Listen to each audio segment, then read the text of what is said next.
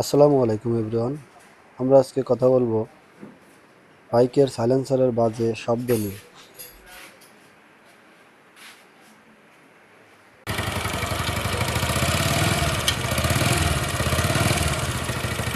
বন্ধুরা, সাইলেন্সার থেকে যে বাজে আওয়াজটা আসছে, এটা মূলত সাইলেন্সারের যে এই পাইপটা কিন্তু দুইটা অংশে থাকে। তো এর ভেতরের অংশটা, যে জয়েন্টটা থাকে, জয়েন্টটা খারাপ হয়ে গেছে, যে কারণে আমরা ওয়েল্ডিং করে দুটো অংশকেই পুনরায় জয়েন্ট করে দেব।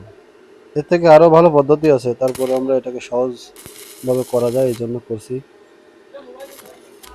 আপনাদের যদি কারো সমস্যা হয় আপনারা ওইভাবেও করতে পারেন।